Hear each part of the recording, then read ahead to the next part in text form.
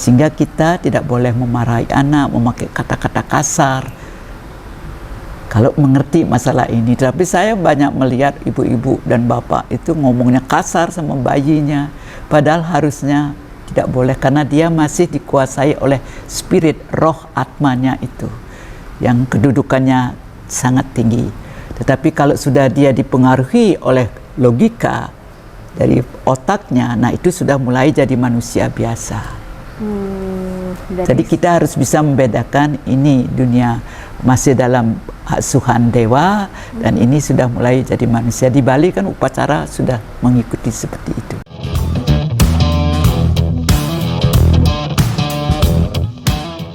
Halo Sobat Garda, selamat datang di Garda Podcast, di mana kita akan membahas berbagai macam topik yang menarik seputar dengan kehidupan sehari-hari bersama dengan saya, Maria Anggita.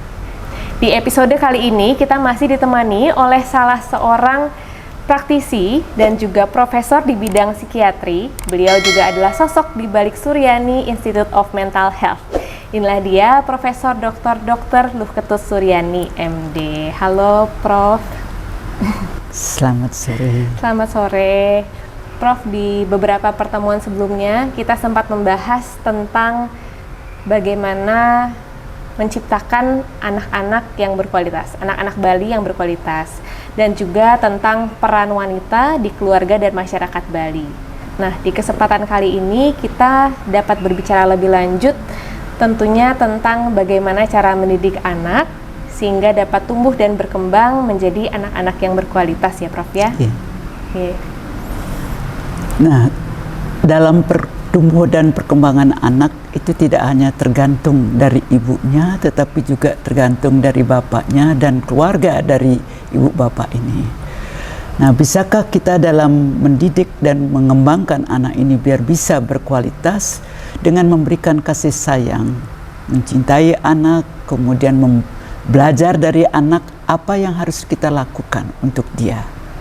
Misalnya baru lahir, bisakah anak ini diberikan cukup minum susu ibunya? Kalau bisa itu yang terbaik, tapi kalau susu ibunya tidak cukup tentu perlu susu lain sebagai bantuan, dan kemudian dalam memberikan makanan.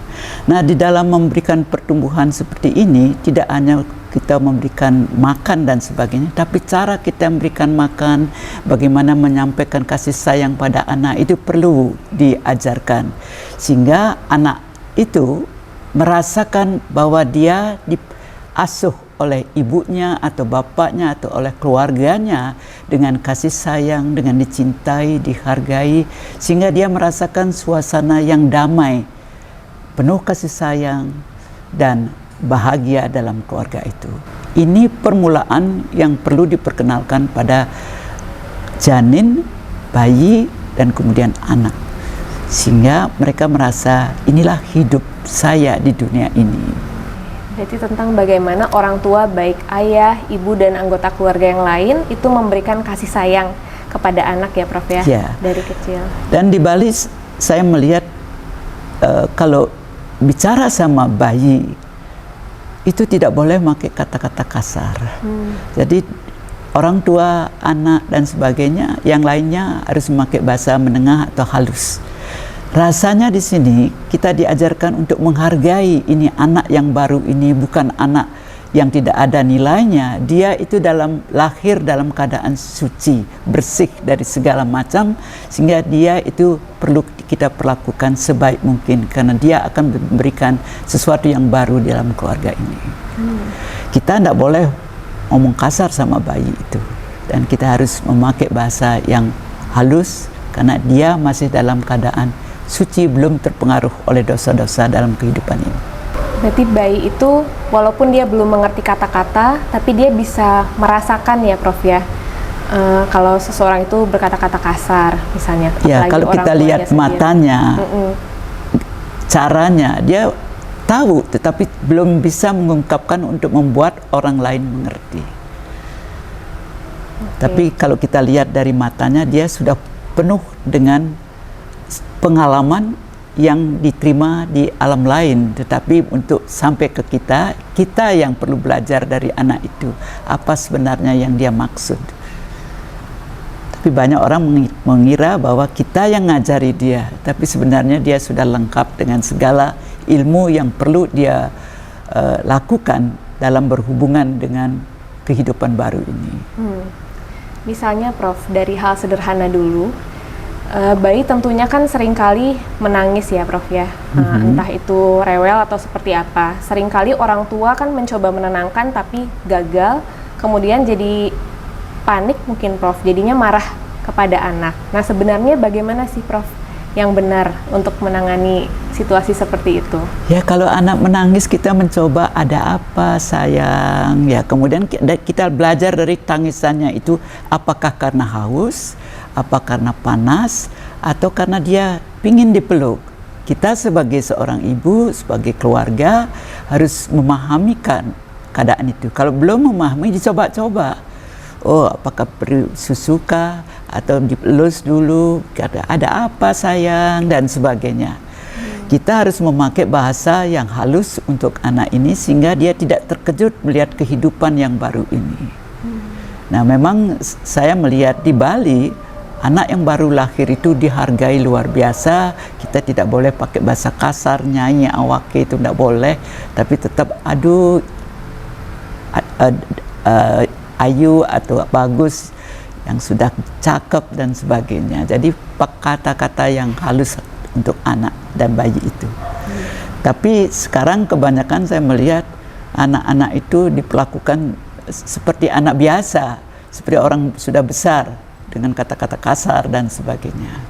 Nah ini perlu menjadi perhatian buat ibu-ibu dan bapak yang baru mempunyai anak baru lahir.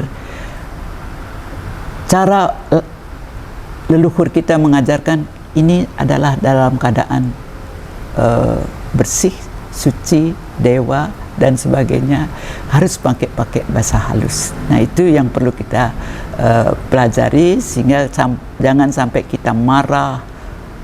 Kalau dia nangis terus kemudian kita marah, tidak boleh seperti itu. Sehingga nanti bayi itu berkembang dengan bagus. Dan kita pun belajar dari keadaan bayi ini apa yang perlu kita persiapkan sehingga anak ini bisa bahagia dalam kehidupannya. Walaupun dia menangis, bukan menangis karena sakit, tetapi menangis karena ingin memberikan rangsangan pada ibunya biar tahu dia perlu dibantu atau perlu didekati dan sebagainya. Jadi kami berharap jangan sampai ibu bapak yang baru mempunyai anak baru lahir menganggap itu sudah anak yang sudah besar. Dia adalah anak yang bebas dan belum ada terkena dari unsur-unsur kekerasan, kekejaman dan sebagainya. Mari kita sayangi dia seperti dia waktu berada dalam dunia yang semuanya dalam keadaan disayang, dicintai, dihargai dan sebagainya. Nah, Prof, anak ini kan dia tidak hanya bertumbuh tapi juga dia akan berkembang. Tidak hanya tumbuh tapi juga akan berkembang. Nah, kemudian kapankah kita tahu bahwa kita mulai bisa mendisiplinkan anak begitu, Prof? Karena kan tentunya tidak mungkin selamanya akan dituruti kemauannya atau orang tua yang pastinya tetap selalu belajar mengerti, tapi kan akan ada saatnya di mana harus mulai diajar tentang disiplin, mana yang benar, mana yang salah, seperti itu. Soal disiplin dan mana salah benar itu nanti, tetapi waktu bayi kita sudah mulai belajar dari bayi ini apa yang perlu kita lakukan. Apakah kita harus memandikan dia, apakah kita harus memberikan dia minum, makan. Bayi itu justru mengajarkan kepada ibunya, bapaknya, ini yang perlu disiapkan pada saya. Bukan bayi itu belajar dari kita. Ya, karena dia masih dikuasai oleh spirit, roh, atma atau apalah namanya yang tahu segalanya, tetapi otak bayi ini belum memahami. Nah, disinilah kita sebagai orang tua belajar dari spirit anak itu yang harus kita memakai bahasa yang halus. Dia tahu segalanya, tetapi bayi ini belum tahu. Ya. Jadi spiritnya tahu, tapi otak bayi ini belum tahu apa-apa. Nah, kalau kita percaya bahwa bayi ini punya spirit, roh, atma, jangan menganggap bayi ini tidak tahu apa-apa.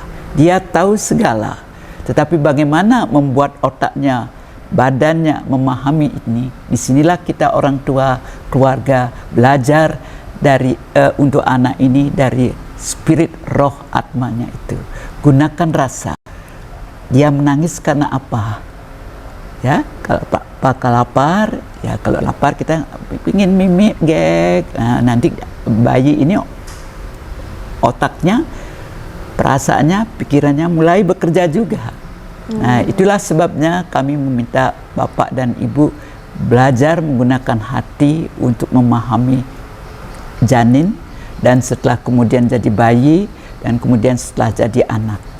Kalau sudah anak berarti sudah masuk banyak hal yang bisa kita kembangkan. Tetapi waktu janin, bayi, itu dia masih dalam dunia spiritual. Ya, jadi di sana kita pakai bahasa halus bahwa dia itu bukan orang-orang biasa, tapi di Bali dia menganggap itu masih dewa dan sebagainya. Saya kira budaya Bali luar biasa. Cuma kita yang sebagai ilmuwan yang belajar dari Barat tidak pernah diperkenalkan hal seperti ini. Mungkin bisa diceritakan lebih lanjut, Prof, tentang bagaimana konsep di Bali bahwa bayi itu dilahirkan seperti dewa bagi keluarganya ya, Prof ya. Itu kurang lebih seperti apa, Prof? Ya seperti tadi, kalau dia akan lahir, kita kan sudah mempersiapkan semuanya. Harus tempat yang bersih, semuanya bersih, yang baru, tidak boleh pakai yang lama. Jadi semuanya harus baru. Walaupun misalnya anak kedua, ya walaupun anak kedua, ketiga, permulaan baru semua. Nanti setelah itu berapa bulan ya bisa pakai baju saudaranya atau makanan dari saudaranya, dan kita tidak boleh memberikan langsung makanan kita dan sebagainya. Ini masih dianggap dewa, ya orang suci.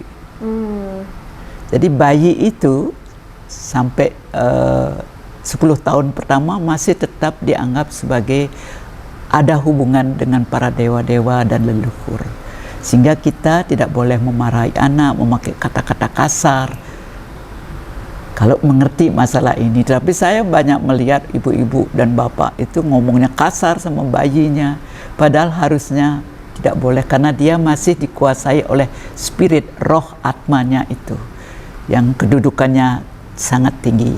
Tetapi kalau sudah dia dipengaruhi oleh logika dari otaknya, nah itu sudah mulai jadi manusia biasa. Jadi kita harus bisa membedakan ini dunia masih dalam asuhan dewa, dan ini sudah mulai jadi manusia. Di Bali kan upacara sudah mengikuti seperti itu. Nah, soal upacara, Prof, di Bali kan ada upacara berbagai macam untuk bayi khususnya ya, 3 bulan, 6 bulan dan sebagainya. Itu bagaimana sih, Prof, pengaruhnya?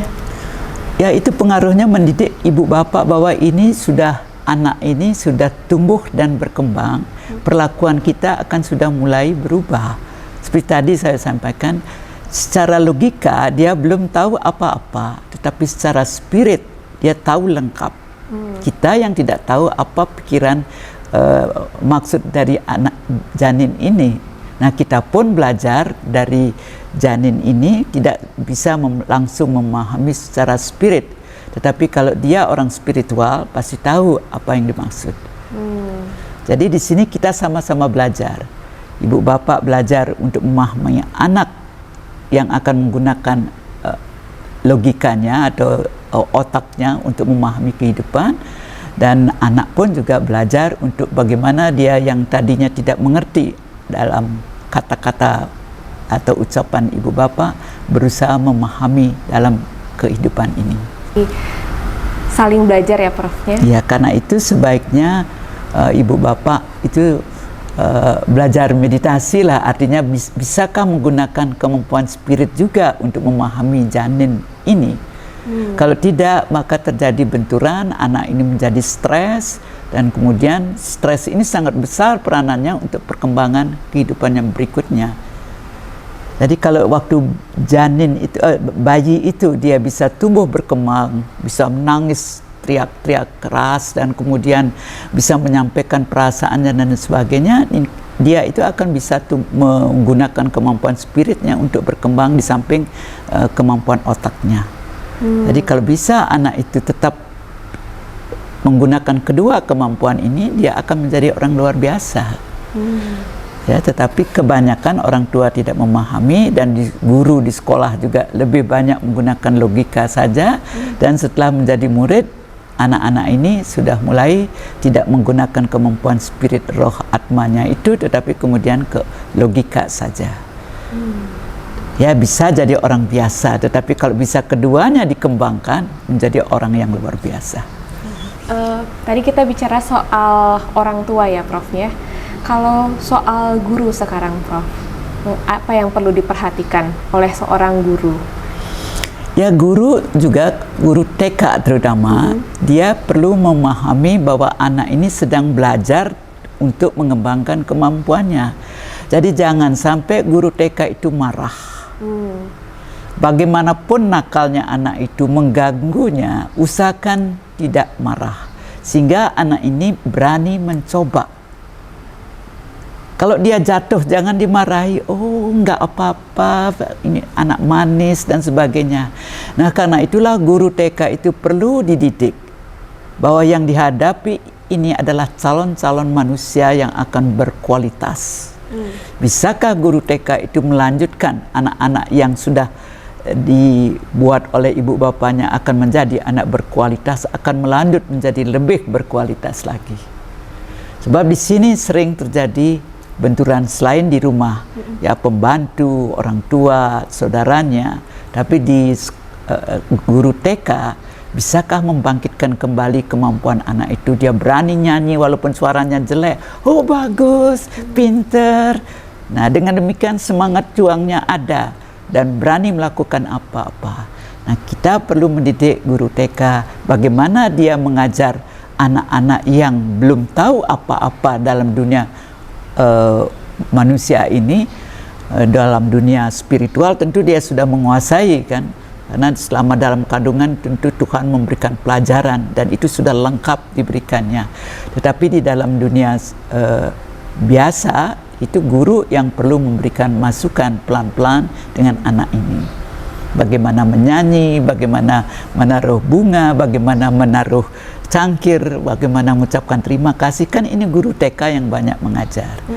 Jadi guru TK itu usahakanlah jangan sampai marah. Nah, dengan demikian anak itu akan berani melakukan, walaupun anak itu nakal. Oh, enggak apa-apa, kamu pinter.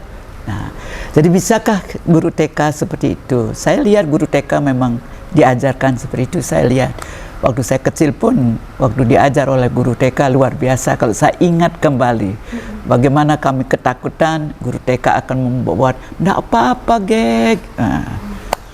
Luar biasa perannya guru TK ya. Sangat-sangat luar biasa. Dialah yang akan menentukan anak itu akan berani atau tidak. Ya, sehingga diajar menyanyi, diajar lari dan sebagainya, dan selalu guru TK pasti akan menyanjung, aduh pinter, bagus, cantik. Nah, di rumah bisakah ibu-ibu melakukan itu? Tapi sayangnya di rumah itu dipukul atau dimarahi, kamu cerewet. Apalagi nanti kakaknya dan lainnya. Ya, jadi mudah-mudahan ini bisa menjadi pemikiran buat ibu bapak yang baru punya anak. Bagaimana anak yang lahir dengan kualitas bagus bisa tetap bagus, sehingga dia menjadi orang-orang yang spesial. Bagus sekali, Prof. Masukannya untuk mengingatkan orang tua dan juga guru-guru TK pastinya selalu mengasihi anak dan juga menahan amarah ya, Prof ya. Nah, disinilah saya kira saya berharap guru TK, guru orang tua banyak membaca buku cerita. Karena anak ini tidak mengerti ini namanya baik atau namanya buruk, ini orang cantik atau apa, tapi kita nanti bisa menjelaskan perlahan. Dan bagaimana membuat anak itu berani menyampaikan pendapat, walaupun salah, dia tidak ketakutan. Jangan sampai memarahi anak. Kalau salah, oh enggak apa-apa, coba ulang lagi. Pintar walaupun salah, pintar, ulang lagi. Nah, dengan demikian dia akan berani. Ya. Usahakan jangan menghukum anak.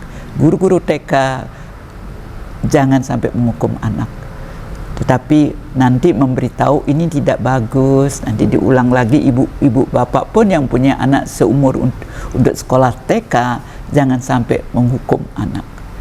Beritahu dalam cerita. Cerita sangat penting sehingga masuk di dalam memorinya. Kalau bawang merah, bawang putih itu, kalau bawang merah nakal pasti dipukul oleh ibunya, dia nangis menjerit. Tetapi kalau bawang putih tidak dipukul, tetapi kemudian Tuhan datang, kamu jangan nangis bawang merah dan sebagainya. Ya itu cerita yang akan berkesan buat anak. Cerita yang menanamkan moral yang bagus untuk ya, anak-anak. Ya ini yang perlu, jangan pakai logika. Itu guru yang akan ngomong, presiden yang ngomong, mereka tidak ngerti itu. Yang tahu, mereka tahu adalah Tuhan, Dewi, Dewa dan sebagainya. Zaman sekarang di Bali, terutama di Bali juga kan sekarang banyak orang tua yang memberikan gadget ya Prof ke anak-anak. Mungkin untuk dia nonton YouTube atau apa dari usia yang masih sangat kecil. Nah, tanggapan Prof bagaimana? Ya, kalau sayang anak janganlah melakukan itu. Sebab itu membahayakan tidak hanya untuk anak kecil, tapi untuk anak-anak SD, SMP itu pun juga membahayakan. Yang mana yang perlu, mana yang tidak. Nah, untuk itulah kita orang tua tidak menyediakan seperti itu. Tapi bukan berarti dia tidak boleh tahu kapan dia diberikan. Waktu kecil tidak perlu dia nonton terlalu banyak, tetapi dia ajak untuk ngobrol sehingga membayangkan, dan dengan membayangkan itu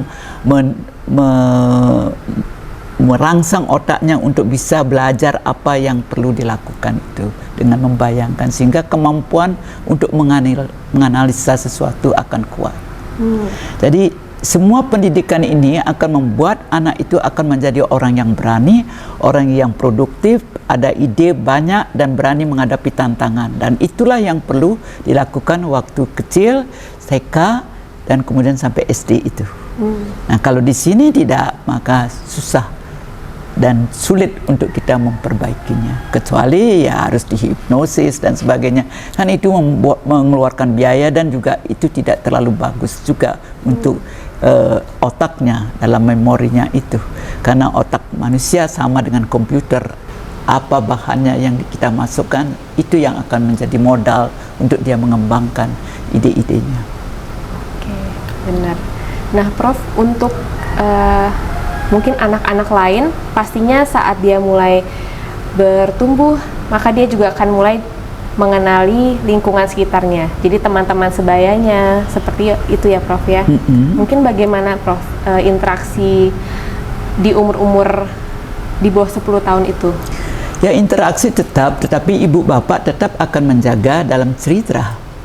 Ya, kalau misalnya dia di sekolah, dia dipukul oleh temannya, nah kita tidak memarahi anak atau tidak menjelekkan temannya, tetapi bagaimana dalam cerita kancil sama yang lainnya itu kita ceritakan dalam cerita itu. Ya, sebab dia perlu membayangkan mana yang baik, mana yang buruk. Jadi pengalaman-pengalaman di sekolah itu kita terangkan, bukan oh ini yang baik itu, tapi lewat cerita. Sehingga dalam cerita itu bagaimana si kancil dipukul, dia cepat lari sebelum dipukul dan sebagainya. Nah, itulah gunanya orang tua harus membaca buku cerita anak-anak, kemudian guru-guru TK, guru SD itu juga harus membaca itu, sehingga memberikan pendidikan bukan memberikan teori, tetapi dengan cerita. Dan cerita ini akan berkesan di dalam memori anak itu, dan itulah yang akan menjadi dasar bagaimana dia memahami kehidupan yang lainnya. Sehingga dengan memahami kehidupan dengan mudah, dia akan membaca banyak buku yang lainnya yang bisa membuat dia lebih memahami hal ini.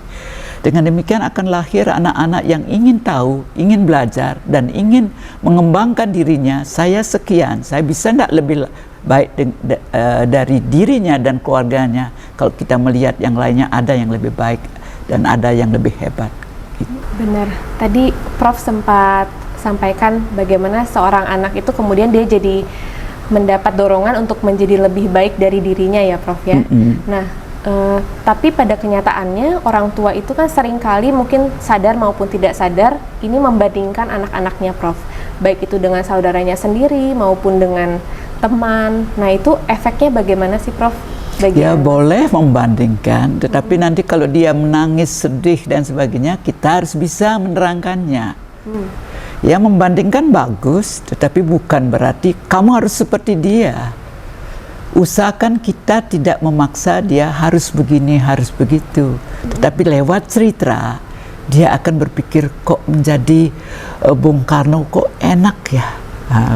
Dia bisa jadi presiden padahal dulu waktu kecil begini-begini dan sebagainya. Jadi dengan membayangkan cerita-cerita itu, tanpa sadar dia punya ide ingin menjadi orang yang spesial kah, tergantung dari cerita, dan kemudian dilatihlah dia untuk senang membaca. Jadi dengan kita memberikan cerita banyak, dia tahu bahwa kita dapat cerita karena membaca, maka anak-anak itu pun mulai senang untuk membaca. Ajarkan dia untuk ke perpustakaan. Kalau dulu waktu saya kecil, waktu SD guru sudah mengajarkan, kamu sudah baca buku bawang merah bawang putih, buku ini dan sebagainya. Ya, guru-guru itu dulu sangat luar biasa kalau saya melihat, sehingga anak itu, kami itu bersaing sama teman dia, kamu sudah baca apa? Kamu sudah baca apa? Itu SD. Tapi sekarang saya melihat anak-anak SD tidak pernah diajarkan begitu untuk mencari, membaca dan sebagainya. Nah kalau dari kecil, dari SD itu tidak ada keinginan membaca, keinginan tahu sesuatu dan banyak hal yang belum dia merasa tidak tahu, maka nanti untuk SMP, apalagi sudah mengalami pertumbuhan dan sudah mulai merasakan dia remaja, dewasa dan sebagainya, sudah berpikir lain, bukan untuk menjadi orang yang spesial. Ya, saya mau menjadi orang yang cantik, menarik, biar bagaimana, bukan menjadi orang hebat. Nah, kalau waktu kecil sampai SD itu kita bisa memasukkan unsur-unsur seperti tadi, maka di dalam dirinya, oh saya ingin seperti Bung Karno. Waktu saya kecil kan bapak ibu saya cerita seperti itu, saya ingin seperti Bung Karno kalau pidato hebat begini dan sebagainya. Jadi dengan kita memakai tokoh-tokoh itu, keinginan belajar itu cukup besar untuk kita ke perpustakaan. Dulu kan enak kita perpustakaan, tidak bayar dan disiapkan oleh pemerintah, tetapi sekarang kelihatannya agak sulit, ya. Ya, mungkin ini juga menjadi sebuah pengingat ya Prof ya, baik untuk pemerintah dan juga bagi teman-teman yang terlibat di yang membuat buku anak-anak, karena sekarang tentunya sudah jarang ditemui ya Prof ya. Karena sekarang ditunjukkan dengan HP, semua akan ke sana. Nanti semua mata kita akan rabun, kalau sudah rabun itu susah membaca. Apa yang akan kita lakukan kalau kita sudah mata tidak bisa digunakan? Nah, bagaimana mulailah, bukan kita anti dengan teknologi, itu perlu, tetapi waktu kecil janganlah dulu. Ini sekarang bayi sudah dipersiapkan dengan untuk nonton TV, ini HP, ya nanti akan terus di otaknya HP itu. Dan tidak bisa lepas ya Prof. Ya harusnya kita mengajarkan, bukan tidak boleh, guru TK, guru SD itu mulai mengajarkan bagaimana senang membaca. Ya membaca di HP atau di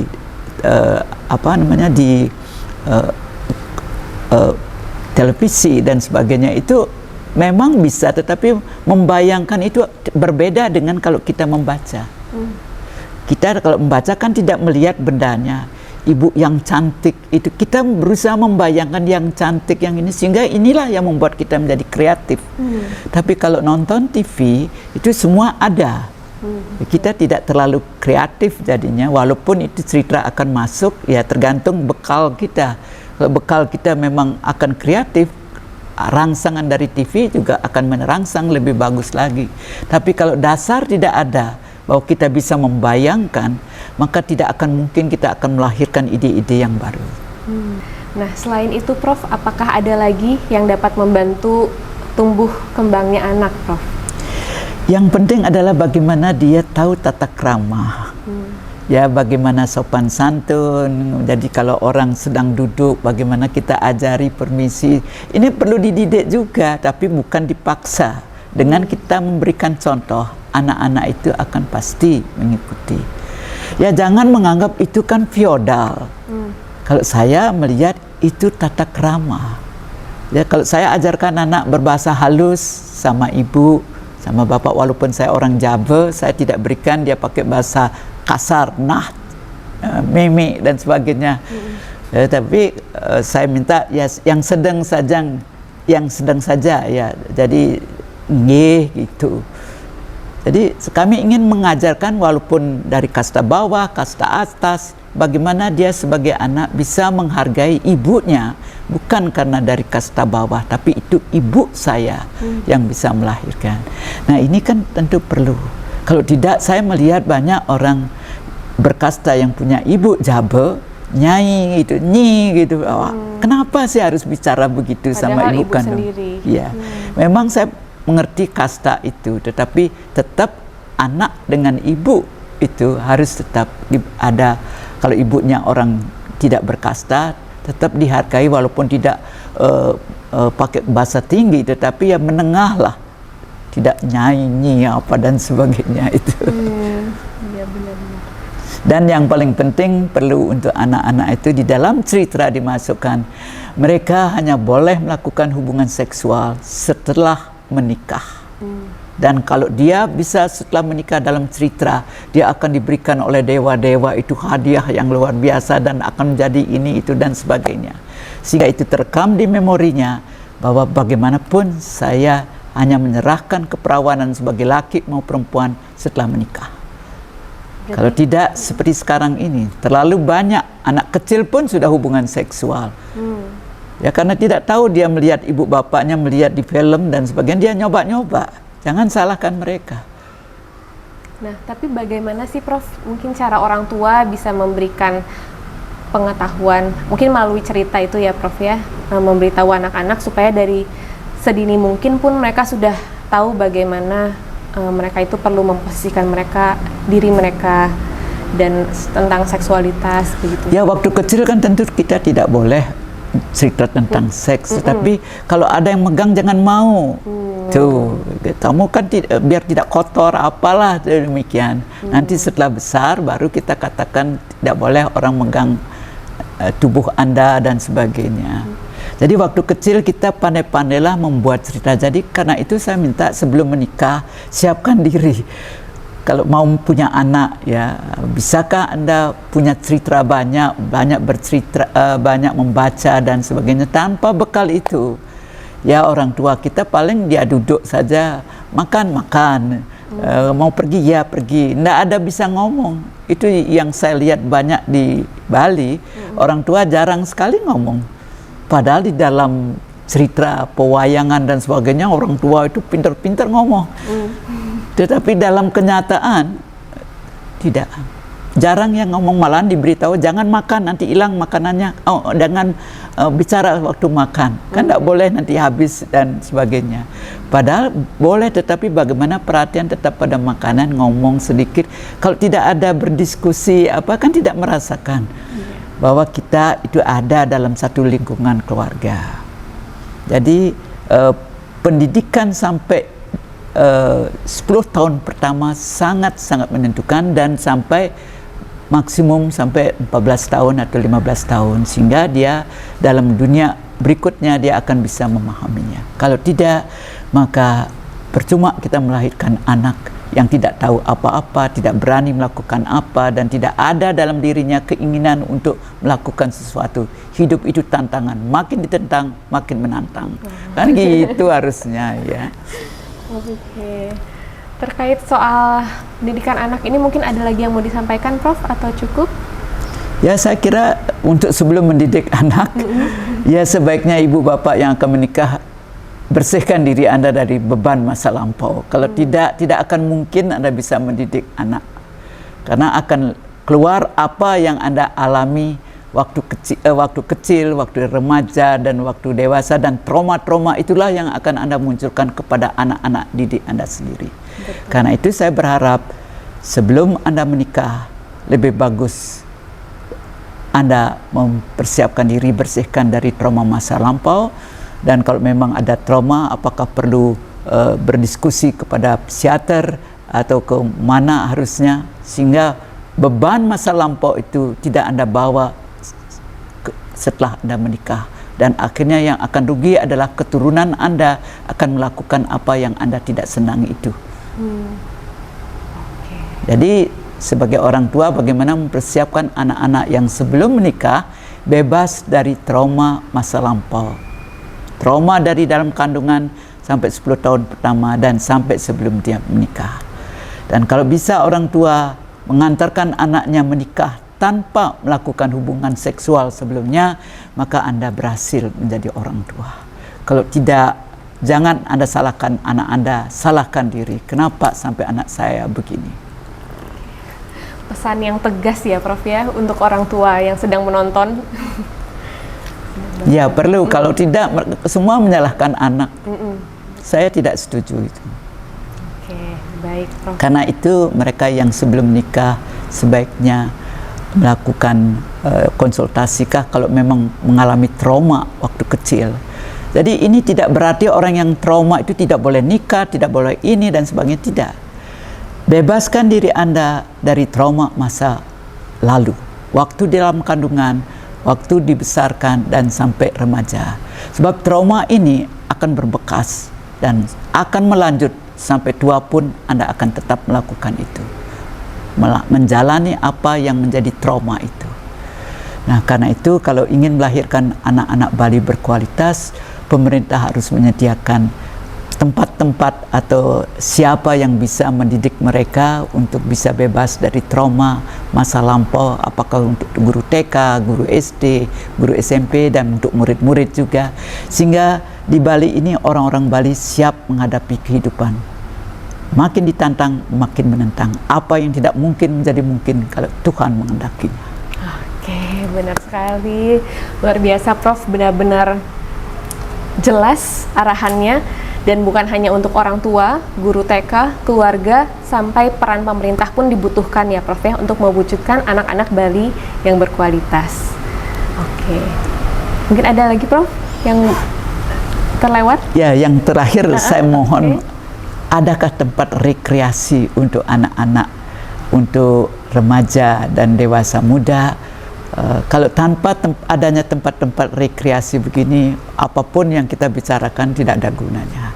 Jadi kalau pemerintah ingin melahirkan anak-anak Bali berkualitas, adakan tempat seperti itu. Ada untuk anak-anak bermain, ada untuk remaja bermain, ada untuk orang dewasa, dan ada orang tua, tempat orang tua untuk dia menikmati kehidupan masa tuanya.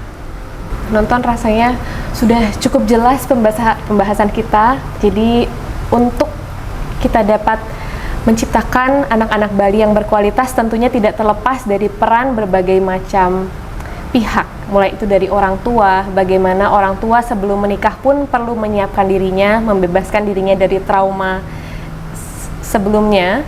Kemudian untuk guru TK dan mungkin pembantu ya Prof ya, agar dapat juga memahami anak tersebut, tidak memarahi tetapi belajar untuk mengerti dan mendorong anak-anak untuk berkreasi dan memiliki kreativitasnya sendiri. Dan juga tentunya ada peran penting dari pemerintah yang dapat menyiapkan tempat-tempat rekreasi untuk masyarakat dari berbagai umur, kemudian memberikan juga sarana pendidikan bagi calon orang tua dan juga guru dan pendamping sehingga dapat membantu sama-sama menciptakan anak-anak Bali yang berkualitas. Baik, Sobat Garda, sekian bincang-bincang kita di kesempatan kali ini. Terima kasih sekali lagi untuk Bu Prof Suryani karena sudah datang dan juga membagikan ilmu dan tanggapannya kepada kita semua. Saya harap teman-teman semua dapat mendapatkan informasi baru dan juga mendapatkan inspirasi tentunya dalam menjalani kehidupan sehari-hari. Jangan lupa untuk di-subscribe dan di-klik tombol like-nya. Terima kasih, sampai bertemu di episode berikutnya.